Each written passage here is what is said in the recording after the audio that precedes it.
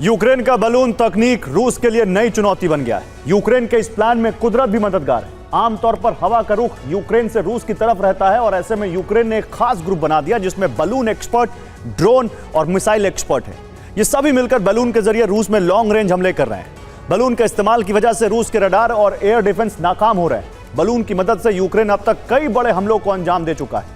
आज की special report में हम आपको दिखाएंगे कि यूक्रेन कैसे बलून से रूस की बड़ी बड़ी रिफाइनरी और गोदाम को जलाने में कामयाब हो रहा है। यूक्रेन की इस टीम में बलून एक्सपर्ट हैं। ये बलून में गैस भरने, हथियार लोड करने का काम देखते हैं। टीम में मौसम विशेषज्ञ हैं। ये मौसम और हवा के रुख की जानकारी सेना को देते रहते हैं। ड्रोन एक्सपर्ट, रूस में टारगेट पर बलून से ड्रोन हमले की कमान संभालते हैं। डार्ट जैसी मिसाइलों के एक्सपर्ट हमले की प्लानिंग करते हैं।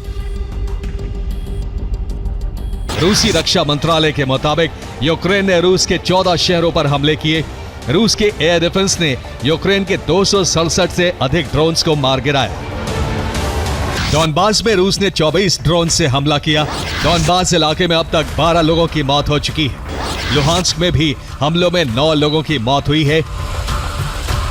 तो यूक्रेन हीलियम या हाइड्रोजन गैस वाले बलून का इस्तेमाल रूस में हमले करने के लिए कर रहा है। बड़े बड़े गैस वाले बलून में यूक्रेन की सेना ड्रोन और मिसाइलों को बांधकर रूस की सीमा में पहुंचा रही है। बलून में इंजन की आवाज नहीं आती, इसलिए रूसी सेना को इसके आने की भनक नहीं लगती। बलून से फाइटर जेट या ड्रोन की तरह थर्मल हीट भी नहीं निकलती है, जिसकी वजह से रूस का कवच नाकाम हो जाता है। रूस के रडार बलून का कोई अलर्ट नहीं भेजते हैं और एयर डिफेंस एक्टिव नहीं हो पाता है।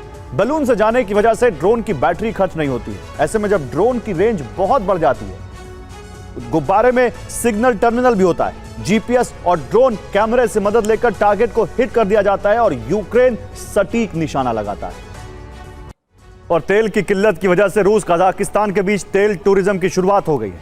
हर दिन कई लोग रूस से कजाकिस्तान की यात्रा कर रहे हैं। कजाकिस्तान जाने की वजह सिर्फ गाड़ी में तेल भरवाना है।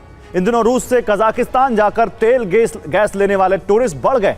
कजाकिस्तान की सरकार तेल पर सब्सिडी देती है, इसलिए वहां तेल काफी सस्ता है। इसलिए रूस में तेल का यह तस्करी रूट बन गया है। रूस के तस्कर सेना से बचकर कजाकिस्तान से तेल ला रहे हैं। रूस में तेल की काला बाजारी हो रही है। नोवरोसिस्क एक्सपोर्ट का एक बड़ा केंद्र रहा है। निर्यात के लिए यह रूस का सबसे बड़ा बंदरगाह है। अनाज एक्सपोर्ट का 1/3 हिस्सा यहीं से जाता है। ब्लैक सी से अनाज का निर्यात रुकने की वजह से गेहूं की सप्लाई रुक गई है। शिकागो एक्सचेंज में गेहूं की कीमतें बढ़ती जा रही हैं और 3 साल के सबसे ऊंचे स्तर पर पहुंच गई।